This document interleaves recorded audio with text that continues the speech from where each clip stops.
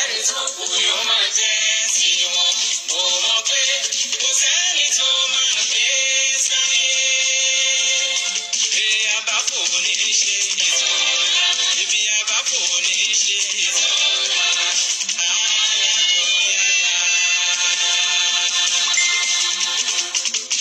Lẹ́nìkẹ́ni ni máa jẹ́ mọ́ o.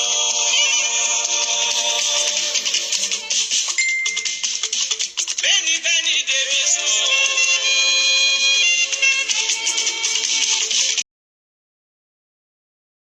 Lẹ́nìkẹ́ni ni máa jẹ́ mọ́ o. Bẹ́ni wọ́n jẹ́ yẹn débi sùn. Àdàbí ni o, ó jẹ́ àdèpé. Àdàbí ni o jàre, ó jẹ́ àdèpé o. Mo ní ẹni náà kákan, sẹ́ni kejì rẹ̀, ẹni tó kù yóò máa jẹ́ tiwọn. Ẹni náà kákan, sẹ́ni kejì rẹ̀, ẹni tó kù yóò máa jẹ́ tiwọn. Mo mọ̀ pé kò sẹ́ni tó máa gbé sáyé. Ibi àbáfò ní í ṣe ìtura. Ibi àbáfò ní í ṣe ìtura. Àlàáfíà kó máa bá gbogbo ènìyàn. Ògo mà ní fún Ọlọ́run lókè ọ̀run. Mo ní ògo ní fún Ọlọ́run lókè ọ̀run. A yìn Ọlọ́run, a sì gbé e ga fún ìrànlọ́wọ́ àti ààbò rẹ̀. A yìn ín nítorí tí ó ṣeun, nítorí tí àánú rẹ̀ dúró láé. A gbé e ga nítorí tí ó dá wa sí. Kò sí irú Ọlọ́run, irú ènìyàn pọ̀ jaburata. Mo kí gbogbo ènìyàn pé àlàáfíà Ọlọ́run kó bá yín gbé. Mo kí àwọn ti Amẹ́ríkà ní New York tí ń rálì tí wọ́n ń ṣe lọ́wọ́. Lórúkọ Jésù, nígbà tí ogun ọ̀run àti Ọlọ́run tó ní ayé gbogbo bá gba ilẹ̀ Yorùbá fún wa, tèmi ti rẹ, a ó jọ yìn ín, a ó sì dúpẹ́ lọ́wọ́ rẹ̀. Ẹ kú ọjọ́ mẹ́ta, sí àlàáfíà lábá yín o. Tèmi wàá rà àánú gbà. Azan Bukola, ayé ò ní pa ọ́. Stella Ojo, lórúkọ Jésù, ò ní di rádaràda. Gbogbo ẹni tẹ́ ti ń wò mí, ẹ̀yin ti YouTube, ẹ̀yin ti kílẹ̀ ń pè é Facebook, ẹ̀yin ti WhatsApp àti gbogbo rẹ̀, gbogbo yín ni mo kí. Admin mi, ẹ kú ọjọ́ mẹ́ta, God bless you. Yeti Queen, God bless you. Ẹ ṣeun, àdúpẹ́ lọ́wọ́ Ọlọ́run. Ẹ rẹ̀ ṣe púpọ̀. Gbogbo ẹ̀yin tẹ́ ń pè mí, tí ẹ ń kí mi pé ṣé ò sí nǹkan, kò sí nǹkan o, àlàáfíà làwa o. Olúwakẹ́mi Abọ́sẹ̀dé, God bless you. Miss you too. Thank you so much. Princess Adéwùnmí, ẹ ṣeun, ẹ ṣeun. Orúkọ mi ò yí padà. Wòlíì ọmọọba Abíọ́dún náà ni ti Great Chapel. Ẹrù ìjà ò bà wá, a ò sì níbì kan tí à ń lọ. Adékẹ́mi Àlàbí, God bless you, ẹ kú ọjọ́ mẹ́ta. Mo kí gbogbo èèyàn lẹ́ẹ̀kan sí pé ṣeun. Mi ì ní pẹ́ torí àwọn tí wọ́n ń ṣe rálì lọ́wọ́ ká lè wà kí ọkàn wa kó lè papọ̀ sọ́nà kan. Ṣùgbọ́n mo fẹ́ mú àwọn ọ̀rọ̀ kékeré kan wá, èyí tí Ọlọ́run Elédùmarè rán mi sí ayé. Ẹ ti mọ̀ pé tí ò bá nídìí tiwa, obìnrin mà kì í jẹ́ kí mólú. Èyí tó bá dẹ̀ jẹ́ kí mólú, ó jẹ́ pé ikú ni ikú ló panú bàbá wọn tí wọn sọkùnrin bẹ̀.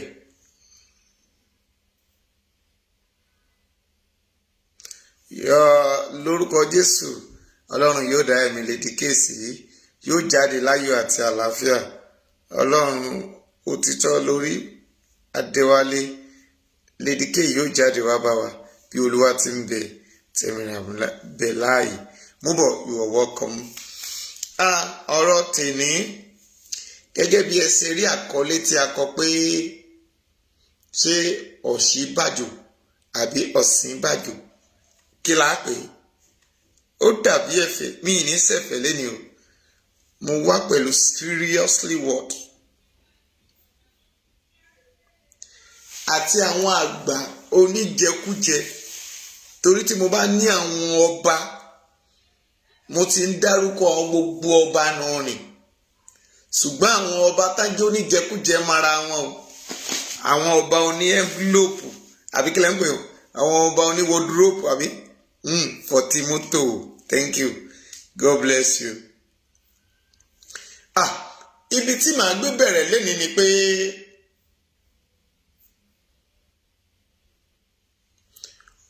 mo fẹ́ sọ̀rọ̀ kékeré kan, mo sì fẹ́ pè wá ṣàkíyèsí.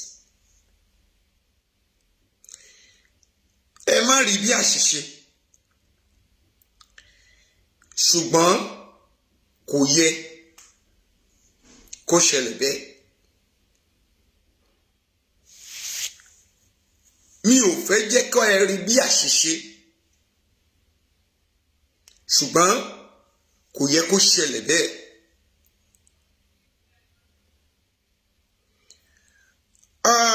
Mo máa lọ sí ìlú Ìgbòho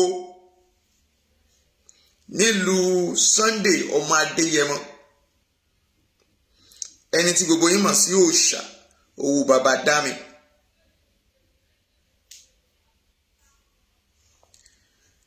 Èyí tí mo fi sọ bẹ́ẹ̀ ni pé níbi tí Gúnmi dé, níbi tí Gúnmi ti dúró,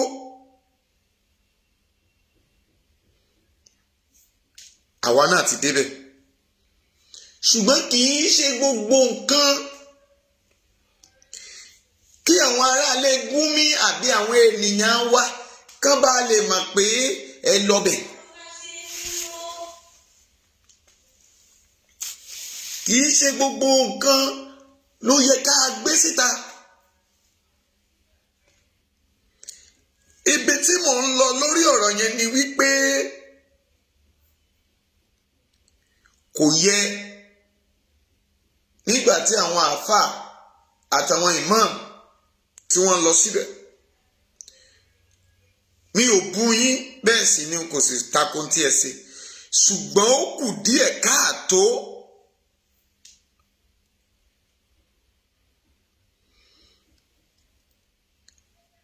Pé ẹ lè gbé ìyà Sunday Igboho sí gbogbo ayé,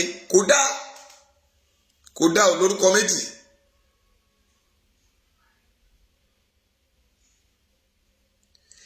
Ayé tí kidnapper ń pọ̀ lóríṣiríṣi, ayé tí wàhálà àti ìdààmú pọ̀ ló ti ṣe. Ẹ wá gbé màmá yẹn, ẹ wá gbé síta, kò yẹ, kò tí ẹ yẹ ká ẹ mú débẹ̀. Ó yẹ ká ẹ kó pọkàn pọ̀ sọ́nà kan ni. Ok, kí wá ní kókó pé ok ká bá lè mọ̀ pé ẹ dé ìlú yẹn lẹ́sìn gbé síbẹ̀. No, à ń jèkuru kó tán láwo ni. Ǹjẹ́ ẹ mọ̀ pé àwọn apanijayé tí wọ́n lọ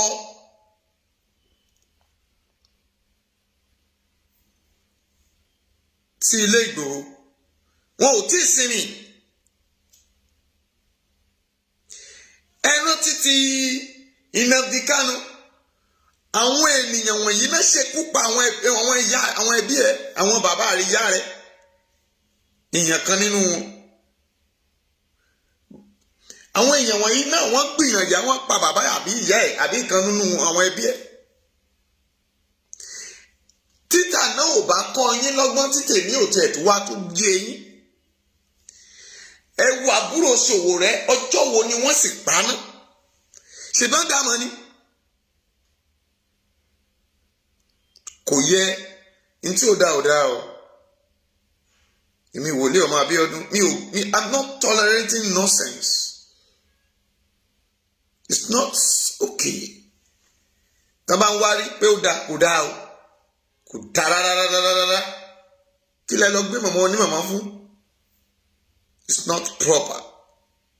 Ọ̀pọ̀ ènìyàn ti wá dá wọn mọ̀. Àwòrán yẹn ni àwọn èèyàn bẹ̀rẹ̀ sí lọ ń wò káàkiri. They are copying that picture. Ẹ jẹ́ sọ fáàtì kékeré kan fún yín lónìí. Ọ̀rọ̀ tí ò yéra yín pé adájọ́ yé, tí Sàlámì ń kówó jẹ, tí kinní kan ń gbowó, tí lọ́ọ̀yà kan ń gbowó, ṣé rò pójú lásán ni?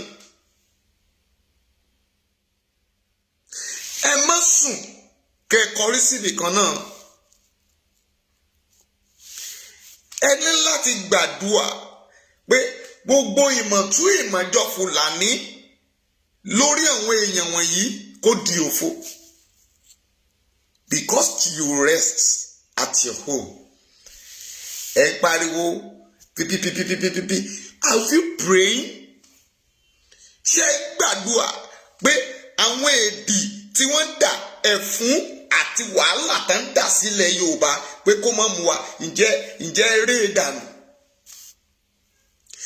Àkókò tá a wà yìí, we need seriously prayer.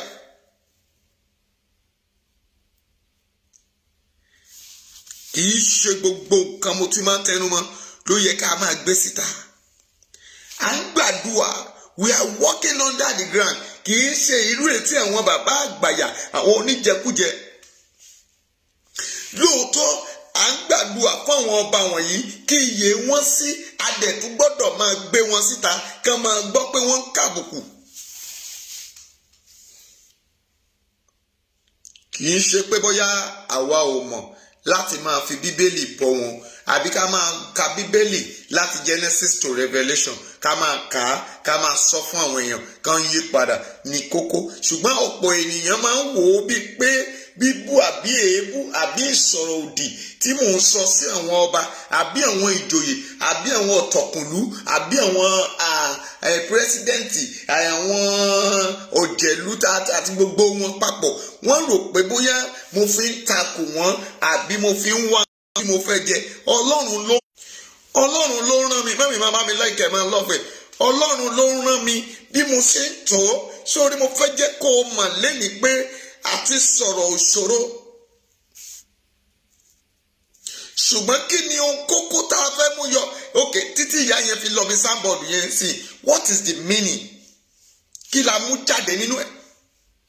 Ṣùgbọ́n àwọn Fúlàní wọ̀nyí wọ́n gbé jáde fún yín pé àwọn ni wọ́n lo spiritual something láti máa dèdè àwọn èèyàn rú. DSS kọ̀ wọ́n ní wọn ò ṣí àwọn èèyàn kan sílẹ̀. Ẹ mà pé ó lọ́wọ́ kankan nínú ni. Ẹgbẹ́ àwọn Sunday Igboho wà níbẹ̀ ni wọn ò ṣí sílẹ̀. Àgádágodo kan ni wọ́n fi tì síbẹ̀ tí àwọn adájọ́ àwọn lọ́ọ̀yà yín tí misunderstanding ṣẹlẹ̀ láàrin wọn. I'm not debunking any program. Ṣùgbọ́n mo ń sọ èyí láti jẹ́ kí iye gbogbo wa ṣe. Bí Sàlámì bá gbowó tó gbowó jẹ, òun náà máa kàgbákò tiẹ̀ náà lọ́jọ́ kan. Bí àwọn Gani bí wọ́n bá tiẹ̀ yan kándakánda kiri,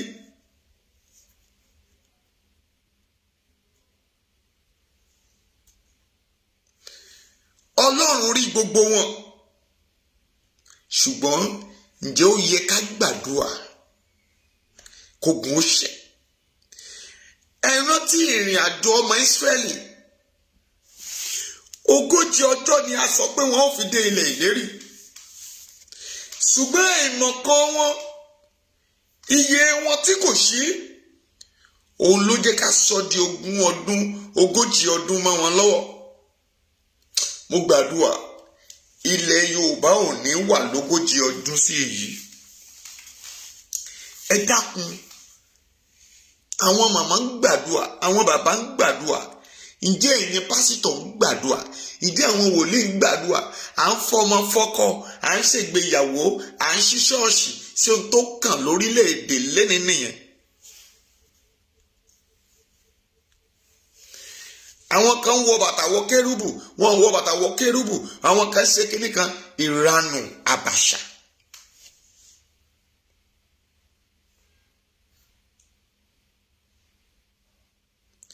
But I want you to understand one latest something that going on.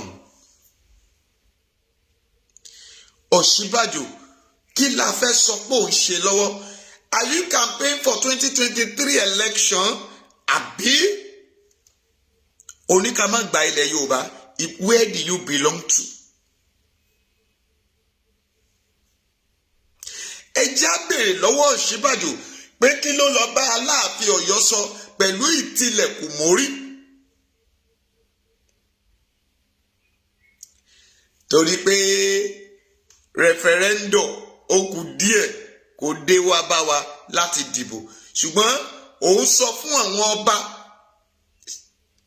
ṣó o mọ̀ pé bí ọkùnrin yìí bó ṣe rìn káàkiri ní ìgbà election before ká tó tún dìbò fún Buhari rè tó fúnra rẹ̀ campaign tó rán wa lọ sóko ẹrú, níbo ló yẹ ká ṣí iye wa. ọ̀bẹ ti gé ọmọ lọ́wọ́, ọmọ sọ̀bẹ̀nù, ọ̀bẹ ti ṣe ohun tó yẹ kó ṣe. Let's focus. ẹ já focus right thing for now. What was the latest focus tó yẹ ká focus? ṣe rí àwọn tó dalẹ̀, àwọn tán fi Sunday Igboho wọn, àwọn tí gbogbo wọn àṣírí wọn ti tú already. But ẹ jẹ́ ká kọ́kọ́ lẹ́gọ́rọ́ lọ náà ká wá fọ̀ bàbá nìyẹn. Tábà tiẹ̀ dárúkọ wọn sí, ta ní Sàlámì, ta ní Lágbájá o, ta ní Tàmàdò, ta ní Kòkò bàbá àṣàṣù ló fi lóko lọ lọ Sunday, ṣé Sunday fúnra ẹ̀ wà ń ta.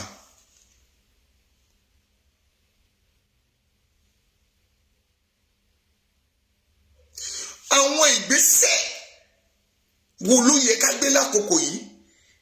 Àwọn mo sọ several times. Ẹ̀yin tẹ́ wà ní diaspora, àwa tá a wà ń bí, níbo láti fẹ́ ṣe referendum? Níbo náà ti fẹ́ dìbò referendum yẹn? Ṣé diaspora lẹ ti fẹ́ dì í? Àbí location 419 bí náà ń gbé bọ̀? Kí ni àwọn tí a ti gbé sílẹ̀? Kí ni àwọn nǹkan tí a ṣe underground tí iye àwọn màmá wọ̀nyí sì dúró sórí ẹ̀? Àwọn màmá yìí jẹ́ kó máa yé wọn, wọ́n jẹ́ kó yé àwọn màmá wọ̀nyí pé àwọn ń wọ ẹni bá dìbò referendum yẹn o, àwọn èèyàn máa wọlé máa pa wọ́n. Wọ́n lọ ń fi ẹ̀rù sí wọn láyà. Àwọn mélòó ló kù tó ń ṣiṣẹ́ lábẹ́lẹ̀ pé ẹja gbàjọba yìí o, ẹjọ́ o, wọ́n máa gbé ìwé kan wá o, wọ́n máa ní ká dìbò referendum o, ìjọ́ o, ǹjẹ́ ó yẹ ká dì? Ṣé gbogbo ọ̀rọ̀ tá à ń sọ lórí ọ̀rọ̀ orí afẹ́fẹ́ wọ̀nyí, ṣé gbogbo àwa tá a wà ní Nàìjíríà ń bí àbí tá a wà nílẹ̀ Yorùbá là ń gbọ́ ni? Àwa ń bì kan níjẹta. Do you believe pé lára Èkó yìí náà ni when you are going to the Badagry láti Saturday, Sunday, Friday that you were long, though there's no network. Adeben Friday, we left there on Sunday. Adeben Loru Friday, we left there on Sunday. No network. Ibo làwọn èèyàn ti fẹ́ rí irú tó wà lẹ́yìn omi waterside ńbẹ̀ wọ̀nyẹn. Báwo náà ṣe fẹ́ gbọ́ ọ̀rọ̀ referendum? But people, all these people that campaign for themselves, they are campaign for 2023, they are not one day back. Wọ́n lọ ń kówó fún wọn. They are bribing them. Ọ̀ṣínbàjò ti bẹ́ síta nísìnyí, ó ti bẹ̀rẹ̀ sí ń gbé wọ́dúrópù, ó ti bẹ̀rẹ̀ sí ń gbé fọ́tí mọ́tò ẹ̀, ó ti lọ ń gbé fún àwọn ọba. Ó ti wọ ní ó ti bá Ọọ̀ni of Ifẹ̀ sọ́tì ẹ̀, ó ti kú òǹbẹ̀, ó ti lọ sílé Aláàfin Ọ̀yọ́. Ẹjọ́, why you can't do in a meeting in open place? Oníròyìn ògbọ́n tí wọ́n sọ. Àbí bí wọ́n ṣe ní àwọn tí wọ́n ti fi ọwọ́ ara wọn fúnra wọn lóògùn jẹ lọ́wọ́ báyìí. Wike sọ pé owó táwọn ń pa táàsì tá ń gbà nílùú wọn káwọn fúnra wọn máa fi ṣe ìlú wọn. Ojú olè tó wà lẹ́kọ̀ọ́ òun náà sọ pé owó tèkó káwọn náà máa fi ṣe Èkó. Èmi mọ̀ pé tó bá jẹ́ pé bàbá rẹ̀ Tinubu olè ńlá ó wà nílé kò ní gbà fún. Ṣùgbọ́n kán bá lè kówó yẹn jẹ dáadáa, wọn náà kówó fún federal government. Rí pàdúrà tí ń gbà lé wọn lórí. èdí tí mú wọn ìjà yẹn ni wọ́n jà á lọ. Buhari ń sáìnì pé àpápá yín o ti federal government ni. Ìyẹn ò tó ká gbé yẹ̀wò ká bẹ̀rẹ̀ sí finá mọ́ Ọ̀ṣínbàjò. Ká bẹ̀rẹ̀ sí finá mọ́ ilé làbọ̀ sí ní oko ẹ̀ 2021 ti fẹnu gúnpò ọdún kààbọ̀ ló kù fún bẹ́ẹ̀. Báwo ló ṣe fẹ́ ṣojú? Àbí bọ̀dá yín Tinubu tẹ́ ń dìbò tẹ́ fẹ́ dìbò 2023 fún tẹ́ ń pariwo rẹ̀ kò lè lọ fún pírẹsidẹ́ǹtì mọ́. Àgbo ẹ ti dànù. Mọ́mì bá mi máa tẹ lọ́fẹ̀ẹ́ bẹ́ẹ̀ ṣe ń tẹ̀rẹ̀ orí ẹ̀ ò ní gbàbọ̀dẹ̀ torí wọ́n ti gbọ́wọ́ wọn dé wọ́n fẹ́ flag àti rin ń bí. Ẹ ṣeun ẹ ṣeun ẹ ṣeun inú mi dùn bẹ́ẹ̀ ṣe ń tẹ love like yẹn. A ti dàgbò ẹnu we mo ń sọ gbàdúrà lọ́jọ́ kìíní àná mo ní tó bá jẹ́ pé ó délẹ̀ ni a ti kú ṣùgbọ́n torí ò délẹ̀ ò ní àìsàn yẹn kọlù àti ìjọba tìyẹn ti yá. Ọ̀ṣínbàjò náà bá tún gbé báyìí òun náà bẹ̀rẹ̀ sí ń pínwó. Ṣé Boko Haram àbí bandits tán lọ sí ẹlẹ́wọ̀n lẹ̀ tán ń pa àwọn èèyàn ó lé sí lójoojúmọ́ ni. Wọ́n kọ́ wọn yàn lẹ́kìtì wọ́n kó yàn lóńdó wọ́n kó yàn lọ́ṣùn wọ́n pààyàn nífẹ̀ẹ́. Ìbàdàn Aláàfin Olúbàdàn ẹ mọ̀ pé téèyàn bá ti dàgbà ó máa padà dọmọdé ni. Torí tó bá jẹ́ pé tí mo bá ní bàbá yẹn pé mi ìfẹ́ sọ pé kò ní làákàyè but mo rí bàbá yẹn bíi pé ìta fọn sínú fèrè ni fèrè ń fọn síta. Nígbà tó Olúbàdàn bá sọ pé kí Yorùbá má sọ pé wọ́n fẹ́ pín o torí tẹ̀wọ́n bá pín wọn ò lè rí nǹkan kan bọ̀ ńbẹ̀. Ṣé ẹ mọ̀ pé bàbá ti gba envelope ni? I always say this tí mo ti sọ tipẹ́tipẹ́ pé ọ̀ǹtì tí ìrìn àjò yìí tó bá kù díẹ̀ UN fẹ́ ṣe meeting báyìí Buhari náà wà ń bẹ̀ ẹ fẹ́ gbèwé wọlé we are waiting for referendum. Máàmí Mátúndé ẹ̀rọ àánú gbà ògo yín á fọhùn mọ́ ẹ ò ní ṣubú dànù. Àǹtí mi Búkì ń kọ́ ẹ̀rọ àánú gbà o.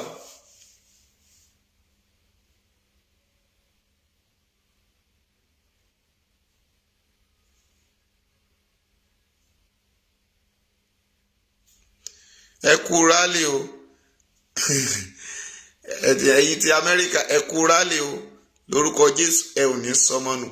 Ẹ jẹ́ ká mọ̀ pé no election in 2023. Ẹ jẹ́ kó yé Ọ̀ṣínbàjò pé kó stop rádaràda. Ṣebí ilé Awólọ́wọ̀ ló ti yan ìyàwó ṣé kìí ṣe pé èpè ń jà ẹ́ sà? No mo sọ ọ̀rọ̀ tó ń wà yín mo wà lórí point báyìí. Ajíbọ́lá Fọlá wàrà ànúgbà o. Àwọn nǹkan míì wà tó jẹ́ pé ibi tí ò yẹ ká bọ́mọ olúwàbí àbí kó ti ẹnu ènìyàn jáde àwọn èèyàn ń pè yín kéke wọ́n ń jẹ̀wọ̀n ènìyàn kó wọ́n fi wọ́n gba ransom but people are still saying we are enjoying Nigeria. Tá bá ti gbé kámẹ́rà tá ti wọ inú Ìkẹjà lọ tá ti lọ Shoprite tá ti show airport tá ti show a little place tó wà okay in Lagos State. They now be telling you but when you are coming from abroad you drop your plane stop over at Lagos State you drop at Lagos State but o lè wọ plane ìdábúlé yín náà.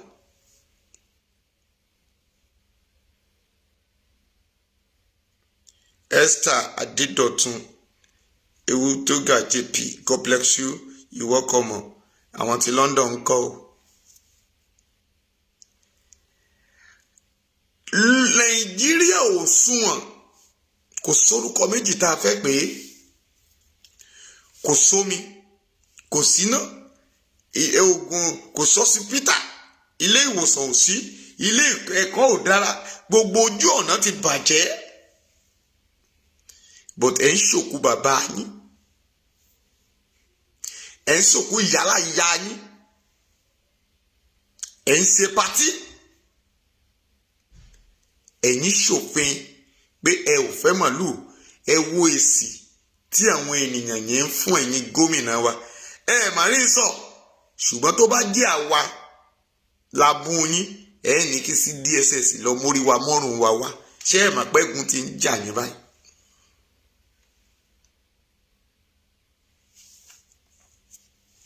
Sunday Adébáyọ̀, àwọn ti Paris ń kọ́ o, ẹ̀rọ àánú gbà o.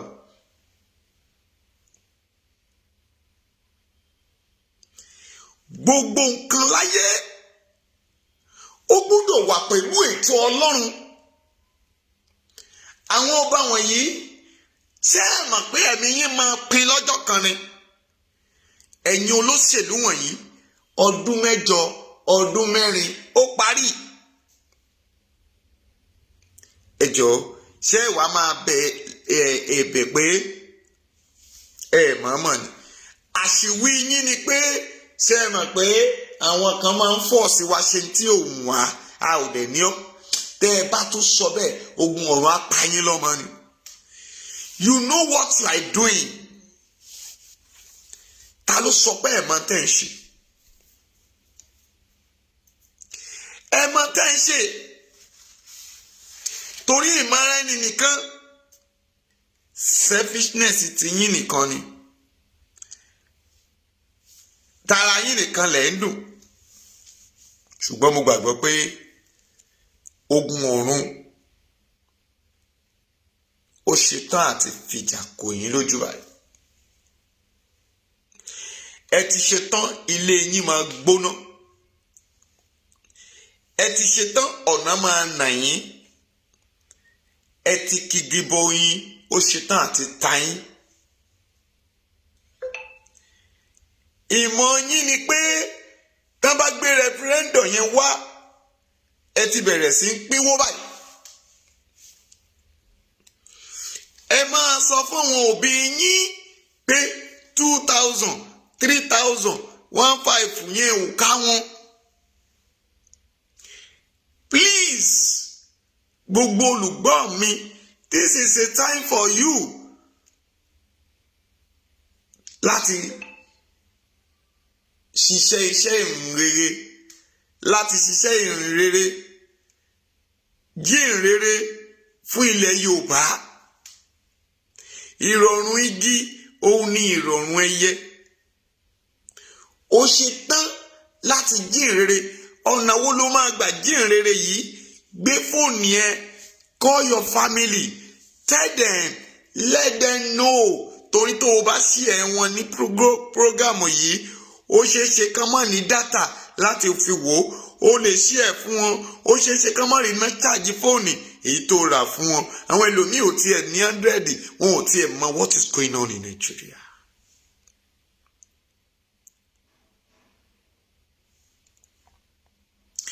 Some people, rédíò ni wọ́n máa ń gbọ́.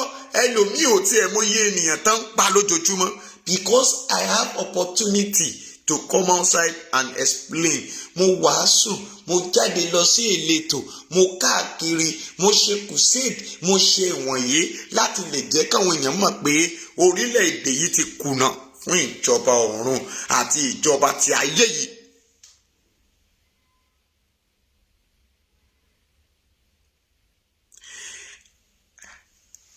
Ẹ ò lè bọ́ sórí rédíò kán gbà yín láyè láti sọ nípa ọ̀rọ̀ orílẹ̀-èdè yìí.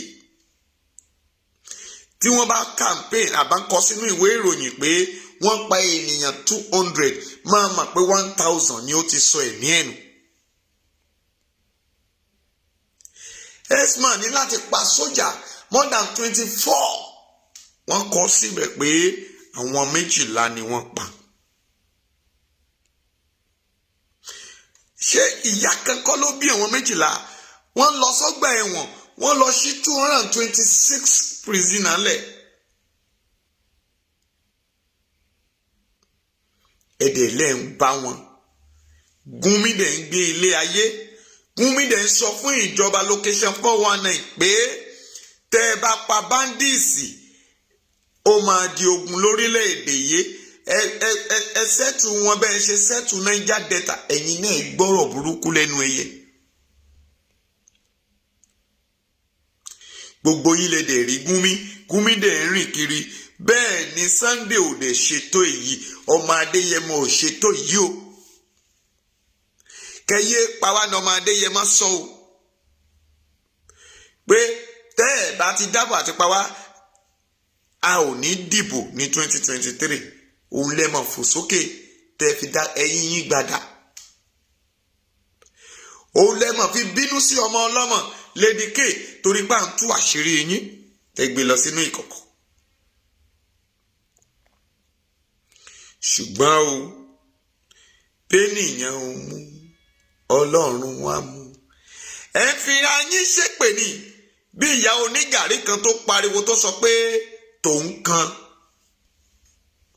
Ayé yín ti kàn. Ẹ ń polówó ìbò, ẹ mà pé ayé yín kan lẹ̀ ń polówó ni. Ìyá onígàrí tó gbé gàrí sórí ó ní ẹ bá ń ra gàrí mi o, tèmi kan. Mami, ayé rẹ ò ní kan. Ẹ ń polówó ikú, ẹ ń polówó àrùn, ẹ ń polówó ọ̀fọ̀, ẹ ń polówó ìbànújẹ́ sí agbo ilé yín. Àwa ò ní flyjet tá a fi ń fò, a ní sójà tá à ń kó sẹ́yìn. Ṣùgbọ́n a lè ló kó gàrí 2000 naira yìí kí ọ̀dà. Common pure water tẹ́ ẹ rà ní 5 naira ó di 10 naira, méjì 20 naira. Bottle water 50 naira is 100 naira and 250 something. Ntẹ́ bá lọ sí àwọn Mr. Big àbí kílẹ̀ máa ń pa wọ́n bí eatery 13 jẹ́ 250 200 naira.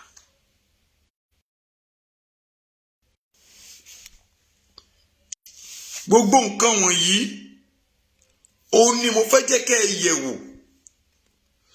Kẹ́ ẹ fi pè àwọn ẹbí yín pé lákòókò tó bá ṣeéṣe o tá bá gbé referendum wá ẹ má dìbò fún wọn. Referendum ní kẹ́ ẹ dì. Ẹ má ṣòpò dìbò mọ́ torí pé ẹ̀yin tẹ́ ẹ dìbò yín náà tún ń pa àwọn ọmọ ẹ̀. Wọ́n ń pa yín lọ́mọ, wọ́n ń do yín láya, wọ́n ń ṣe bó ṣe wù wọ́n. Pásítọ̀ gan ò lè rìn. Tó bá wọ ṣẹ́ẹ̀tì irú ètí mo wọ̀ yìí tó lọ sọ́nà oko míì wọ́n lówó wà lọ́wọ́ ẹ̀. Gbogbo àwọn màmá wa wá di bẹ́gà sẹ́gbẹ̀ẹ́ títì. Ṣé ìjọba ni wọ́n ń ṣe àbí ìpànìyàn? Ẹ béèrè pé àwọn àgbààgbà ilẹ̀ Yorùbá wọ̀nyí where they don't belong to. Ibi tí mò ń lọ nìyẹn o. Ọbásanjọ́, where do you belong to? Is this Yoruba nation or PDP? Wọ́n pọ̀ ń bẹ̀. Ọ̀ṣínbàjò, ibo ló belong to? Ṣé ìbò 2023 lẹ́ṣin wá kiri? Àbẹ́ belong to Yoruba nation. Ọọ̀ni of Ifẹ̀, ibo lẹ́yìn faramọ́? Ṣé ká tún dìbò ni àbí ká ṣe referendum? Torí mo mọ̀ pé èyí tẹ̀yìn faramọ́ ni pé ká lọ fún restructuring. Ẹ béèrè lọ́wọ́ Gani Adams pé níbo ló faramọ́? Ṣé restructuring ló fẹ́ ṣe ni àbí ọ̀jẹ̀lú ó fẹ́ dá pàtì lẹ̀?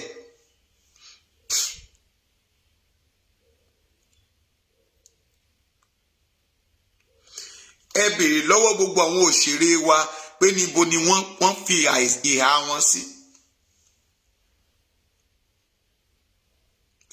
Àwọn wo ló latabọ́gì nínú ọ̀rọ̀ yìí?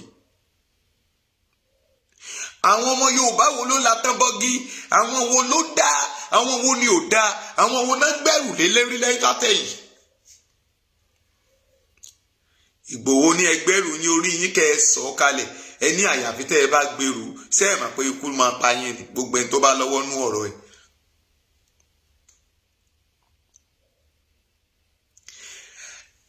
Ẹ béèrè lọ́wọ́ gbogbo ọba ilẹ̀ Yorùbá pé ibo ni wọ́n belong to, where they are belong to. Ẹ béèrè lọ́wọ́ àwọn ìjòyè pé níbo ni wọ́n belong to. Nígbà tí ọlọ́pàá DPO bá ní ajá tó ní àwọn informant, tí àwọn DSS ní informant, àwọn ọba náà ní informant, àwọn gómìnà ní informant, ẹjọ́ mélòó lẹ́ni wa tó kù Nàìjíríà location ibi tí a wà yìí.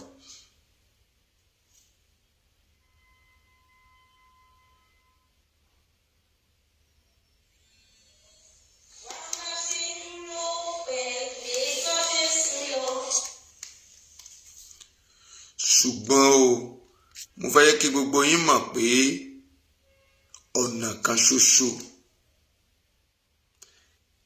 ìdí abẹ́rẹ́ kan ṣoṣo lókun máa ń gbà.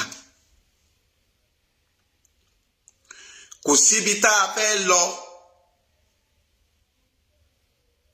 ju pé ká parapọ̀, ká ṣòṣìṣú ọwọ́, ká gba ilẹ̀ Yorùbá.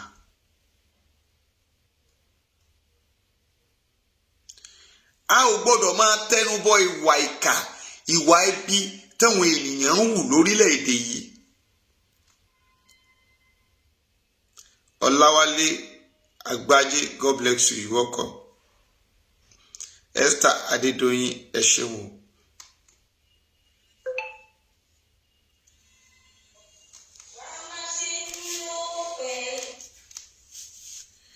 Tẹ́ ẹ bá ń wo àwọn èèyàn wọ̀nyí, wọ́n present tó bẹ́ẹ̀ gẹ́ tí ẹ máa rò pé wọ́n ń tẹ̀lé ilẹ̀ Yorùbá. Mo rí àríṣà wọn gidi gan, a sì fi mí hàn wọ́n.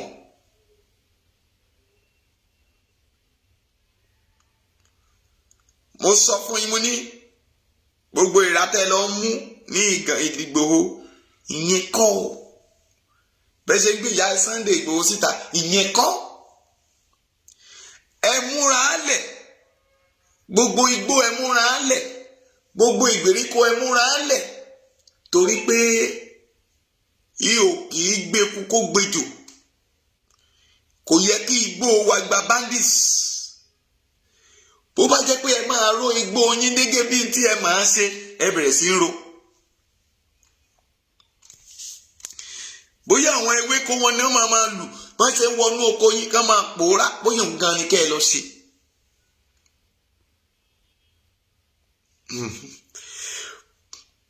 Mo dẹ̀ ń tẹnu mọ́, ó ń bọ̀, àwọn là ń dẹ́ẹ̀dẹ́ o. Ìránṣẹ́ Ọlọ́run alààyè, ìyá Ṣílò, God bless you.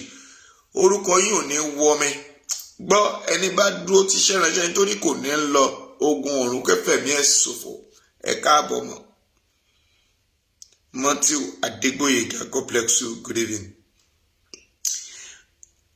Rally gbogbo tẹ́ ń ṣe lọ́wọ́, ẹ dákun ẹ máa bá mi sọ ń bẹ̀ pé no election in 2023 ní tí wọn kì í fẹ́ gbọ́nù ni.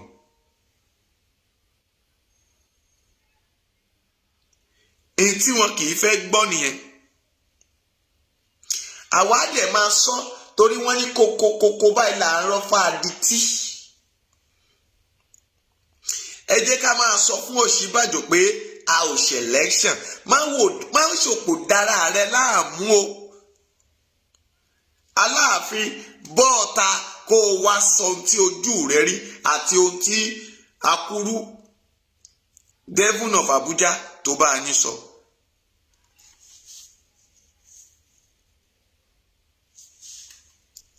Torí pé ó máa láwó nínú. Wọ́n múra lẹ̀ gidi gan. Ibi tí wàhálà ti kọ́kọ́ fẹ́ bẹ̀rẹ̀ òun níbi táàsì tí wọ́n ń fà lọ́wọ́ báyìí.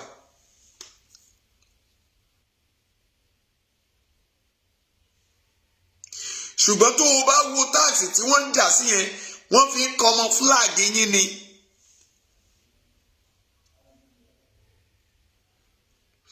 wọ́n ti sọ pé wọ́n ti ń wọlé wọ́n ti ń pínwó 80 billion naira ni wọ́n gbé fún Lagos State tani kan máa pín fún àwọn ìyá yẹn kan máa gbé wọlé láti lọ máa pín owó.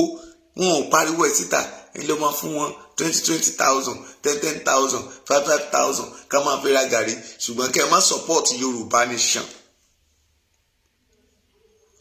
But how much do you give it to your parents? ǹjẹ́ ta ẹni mélòó ló ti bọ́ta tó ń kàmpéènì lábẹ́lẹ̀ fún wa? báwo la ṣe ń work hard?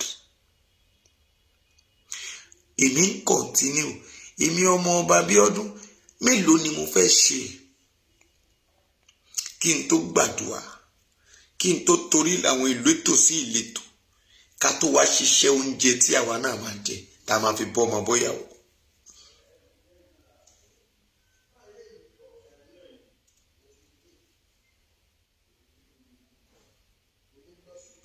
ṣùgbọ́n mo fẹ́ jẹ́ kí ẹ mọ̀ pé gbogbo ohun láyé òun ló wà pẹ̀lú ètò Ọlọ́run.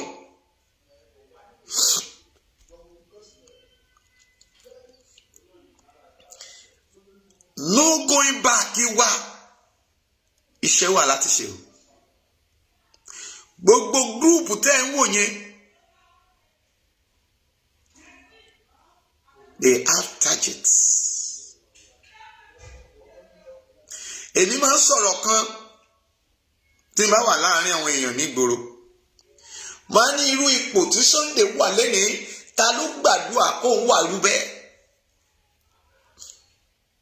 ẹ tó káàkiri tó mọye tó ń wọlé fún un ní èdè tó mọye tó ń wọlé fún un nínú iṣẹ́ tó ń ṣe kan wá ṣe mọ́nú yàrá kan kó jókòó síbẹ̀ náà tiẹ̀ fún lẹ́gba ṣé kò ju ẹgbàá lọ. irú Lady K ṣé kò mọye tó ti ní sí àkáǹtì ẹ̀ kó jẹyà kó tó di pé wọ́n bọ́ sọ́wọ́ ìyà báyìí.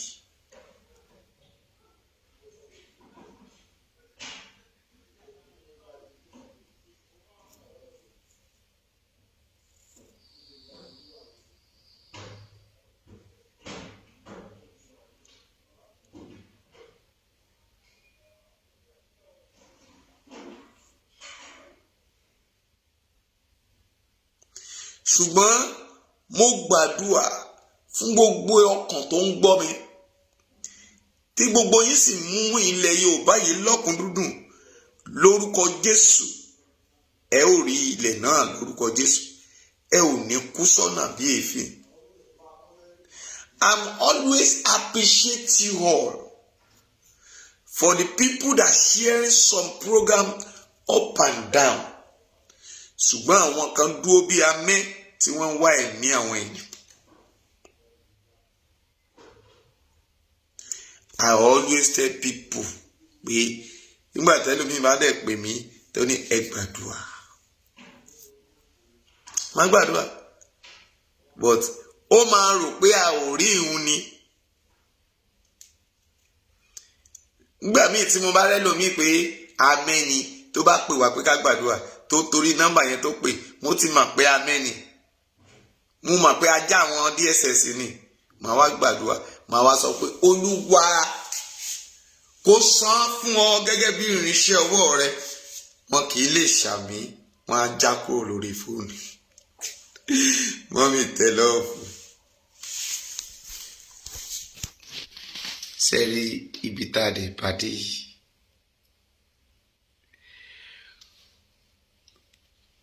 ó ti ní àpẹẹrẹ ṣùgbọ́n ìwọ tó o bá lójú inú wàá rí i pé ìrìn àjò yẹn ti lápẹẹrẹ. ẹ má jẹ́ kó rẹ̀ wá ẹ má jẹ́ kó sú wa. kókó ọ̀rọ̀ mi lénìí ni pé mo fẹ́ jẹ́ kẹ́ ẹ máa pe àwọn ẹbí yín ẹ máa kánsẹ́lì wọn ẹ jẹ́ ká máa mọ̀ pé orílẹ̀-èdè yìí kò lè dọ́gbọ́n mọ́ torí èyí tí àwa lè ṣe a ò lè dé gbogbo ilẹ̀ Yorùbá bá a bá rìn lẹ́kọ̀ọ́ tá a rìn ní Kòtónú, tá a rìn lábẹ́òkúta, tá a rìn níjẹ̀bú, tá a rìn lóǹdó, tá a rìn lákúrẹ́, mélòó Ìbàdàn ńkọ́, mélòó mo fẹ́ rìn bẹ́ẹ̀? Ògbómọ̀ṣọ́ ńkọ́, Ọ̀fà ńkọ́, Ọ̀ṣun state ńkọ́, Èkìtì state ńkọ́, mélòó ni mo fẹ́ lọ? And we need all these things all over the states. Ẹ dákun, ẹ jọ̀ọ́, look for the reliable person. Ibi tá a lè gbà báwọn pípọ̀ ṣe ń campaign káàkiri, wọ́n ṣe fowó fún àwọn èèyàn wa.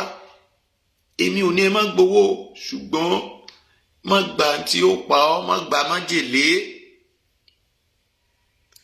Inú kan tí Sunday lò tí ò jẹ májèlé, tí ò fowó bara rẹ̀ jẹ́, òun ló gbé lékèlé ni o. Bíbélì rẹ̀ sọ pé ó ní òtítọ́ a máa gbé orílẹ̀-èdè lékè. Ṣé o mọ̀ pé Sunday Igboho orílẹ̀-èdè kan ni?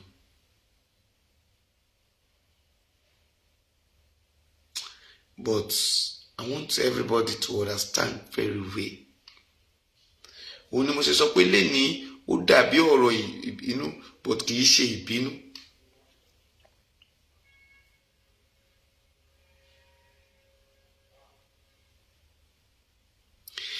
Ẹ rìn ìrìn àjò tó nítumọ̀ pẹ̀lú ohunkóhun. Tí mo bá ní máa tú àṣírí fún yín, ìyẹn kọ́ ni issue. Àìmọye evidence, àìmọye àwọn nǹkan míì tó wà with evidence. But mo rí i pé it's not help.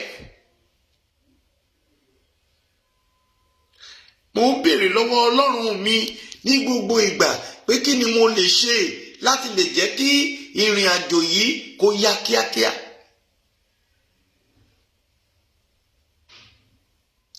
Mo kún fún àdúrà ní gbogbo ìgbà. Mo ń fi ọkàn mi láti bá Ọlọ́run mi rìn. Mo ń lọ okun, mo ń lọ ọ̀sà, mo ń lọ ilẹ̀. Bẹ́ẹ̀ làwọn Fúlàní wọ̀nyí dẹ̀ ń da májèlé sí ilẹ̀ Yorùbá lójoojúmọ́.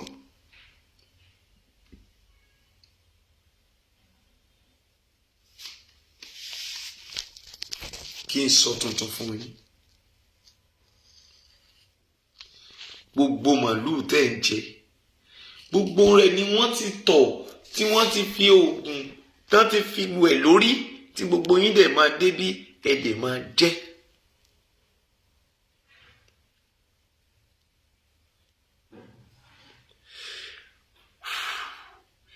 Tí ò jẹ́ kí ilẹ̀ Yorùbá ó lè kúrò nínú wàhálà yẹn nìyẹn.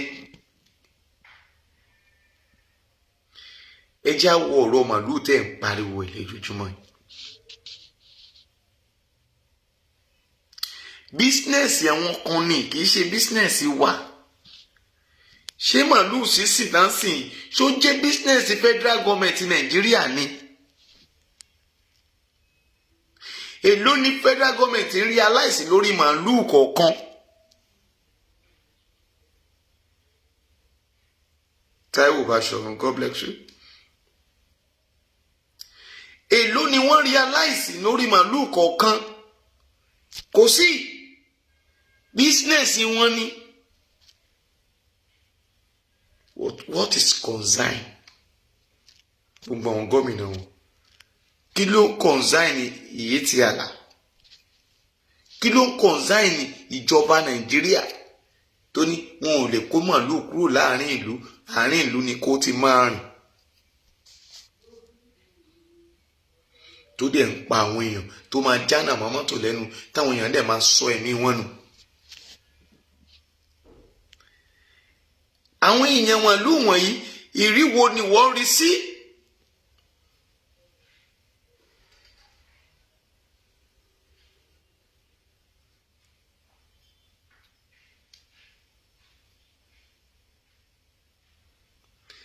Wọn ò sanwó orí. Ẹ ṣé jàre Táíwò. But ìjọba Nàìjíríà mú ọ̀rọ̀ màlúù lé kókókókókókó, but your company na paying money.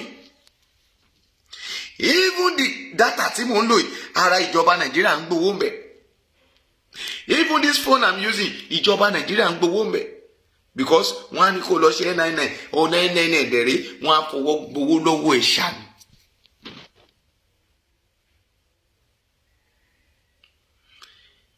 Ẹ lọ stop gbogbo àwọn tírélà tán wá láti náà tó jẹ́ mọ́là ló wà, they didn't have driving license.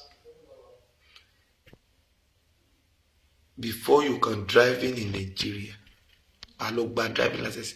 Particular mọ́tò ẹ̀ wà á mú. Ní Lagos State ní tó o bá ní particular káyà mú ẹ. Gbogbo oríṣiríṣi yẹn ló máa mú ẹ. You pay for the federal government. Níbo ní Lagos State kó gbogbo àwọn taxi àtàwọn owó tán fàlùmọ̀ kọ́rọ́ yìí gbà wọ́n ń kó lọ àwọn ọmọ làǹfin ṣọ̀nà sílùú wọn. In driving license, ọ̀kadà ń gba riders card, wàá gba sticker, wàá gba driving license ti federal government, wàá tún gba Lagos State driving license. Can you imagine? Gbogbo rẹ̀ wá di rádaràda. Ó dẹsẹ̀ rú bí ẹsẹ̀ télọ̀. Ṣùgbọ́n ṣé ẹ mọ̀ pé èdè ni? Èdè ni. Iye wọn ò ṣí. Wọ́n ti mu ìtọ̀ màlúù. Wọ́n ti jẹun màlúù, wọ́n ti jẹ rárá màlúù, wọ́n ti jẹ májèlé, iye wọn ò lè yéra wọn. Adìyẹ kì í fọmọ lọ́yàn. Tó bá ti kó wọn, àṣà àbá àgbé wọn, tó bá ti pariwo kúkúkúkúkúkúkú, àṣà gbé lọ nìyẹn, ó tán, ó tún kọ́ ọ̀ tó kù, ṣíò. Làwọn ìjọba wa tí wá bàjẹ́ kò kàn wọ́n. Ṣùgbọ́n o, tell them no election in 2023. Continue be saying that always. No election. How to jọ pàdé ẹ jẹ́ máa lọ fúngbà kan náà. Ẹ bèrè lọ́wọ́ Ọ̀ṣínbàjò àti Aláàfin Ọ̀yọ́ pé kí ni wọ́n tilẹ̀kùn mórí sọ. Àṣírí òkùnkùn ni. Bíbélì sọ pé ìmọ́lẹ̀ náà mọ́lẹ̀ tó tí òkùnkùn ò lè borí ẹ̀. Àṣírí wọn máa tú, ẹ máa wòran wò, mo máa tú gbogbo ẹ̀ síta. Ìtàn gbé yàrá sọ kedere níwájú Ọlọ́run.